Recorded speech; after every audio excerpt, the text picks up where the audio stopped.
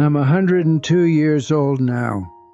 I say that slowly because even I still don't believe it some mornings.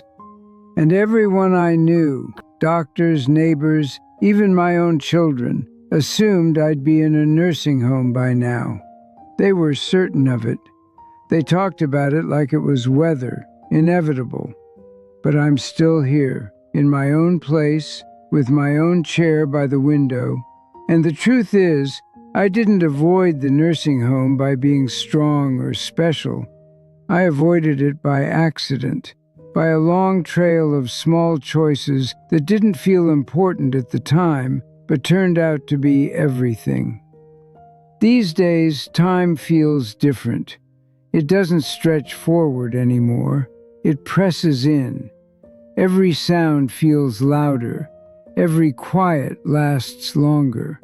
I wake up earlier than I used to, not because I want to, but because sleep doesn't hold me the way it once did. The body loosens its grip on rest.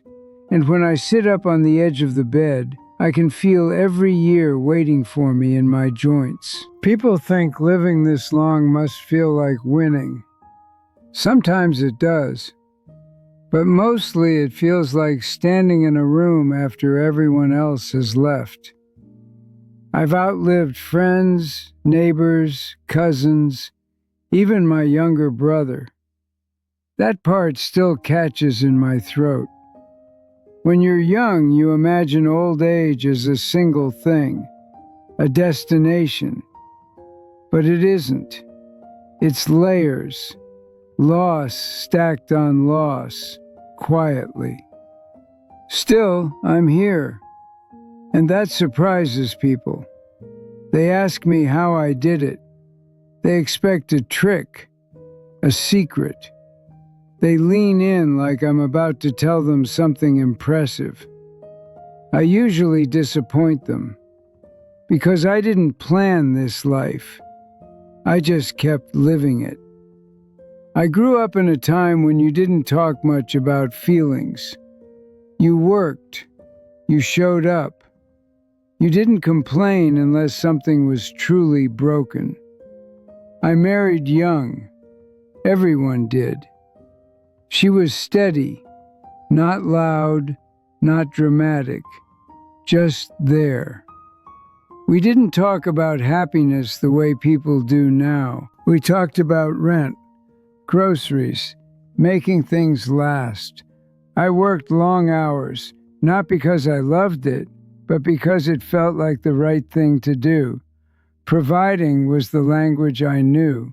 I told myself there would be time later to rest, later to enjoy things, later to sit still. Later became a habit.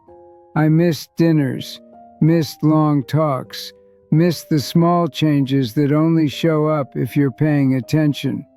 At the time, it didn't feel like loss. It felt like responsibility. My wife never complained much. That should have worried me more than it did. She kept the house running, kept the calendar in her head, kept track of birthdays I forgot. I thought that was just how things worked.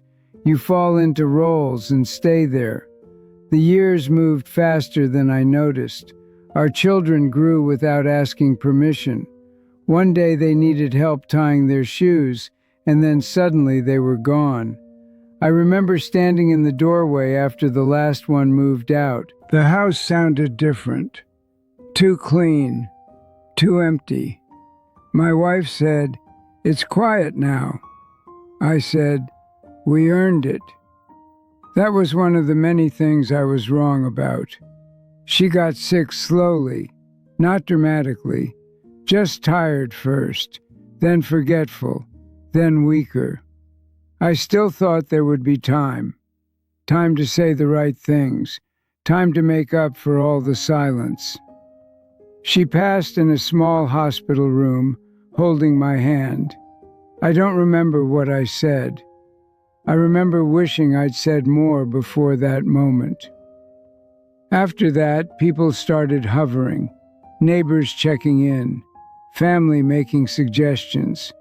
They meant well, but I could feel the shape of my future being decided without me. Maybe it's time to think about assisted living. You shouldn't be alone. This is what people do at your age. At first, I nodded, because that's what I'd always done when someone sounded confident. But something in me resisted, not loudly, just enough to stay put. I wasn't afraid of dying. I was afraid of disappearing before I was gone.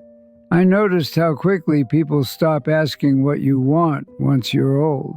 They start talking about what's easier, what's safer, what makes them feel less worried. I understood that. I even appreciated it. But I also knew something they didn't. I knew how much of myself lived in ordinary things. My chair, the way the light hits the wall in the afternoon, the creak in the floor that tells me where I am without looking. A nursing home would have taken that away gently, politely, but completely. So I stayed, not because I was brave, but because I was stubborn in a quiet way. I simplified. I stopped pretending I could do everything. I let go of pride piece by piece. I learned that independence doesn't mean doing it all yourself. It means choosing what matters enough to keep. I accepted help, but on my terms. Meals delivered. Someone to clean once a week. A neighbor who checks the mail when I forget. People think avoiding a nursing home means being strong. It doesn't. It means being honest about your limits before someone else names them for you. There were close calls, falls, illnesses that scared everyone. Each time the same conversation came back around. This might be the time. And each time I asked myself a simple question. Am I still living or just existing? As long as I could answer that honestly, I stayed. Loneliness is the hardest part. No one warns you how quiet the world gets. Phones stop ringing. Invitations slow down. People don't mean to forget you. They just assume you're resting. Some days the silence presses so hard, it feels physical. But even that silence is familiar. It belongs to me. I've watched neighbors come and go, young couples move in, old friends move out, permanently. I attend fewer funerals now. Not because there are fewer deaths, but because my body can't keep up with my grief. I've learned that success doesn't protect you from old age. Neither does failure. Everyone ends up needing help. The only difference is whether they get to choose how.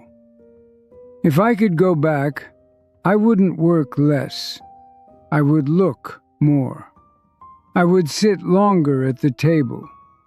I would listen without checking the clock. I thought providing was love. It was part of it. But presence mattered more than I knew.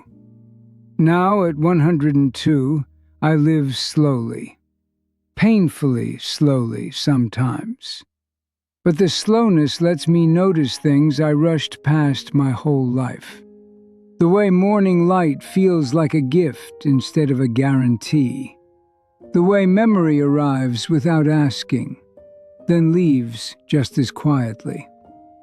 I don't fear the nursing home anymore. If the day comes, it comes. But I'm glad it didn't come too early. Because staying here taught me something I missed when I was younger.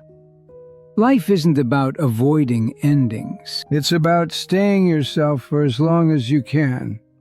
If this meant something to you, I'm glad you were here with me for a while.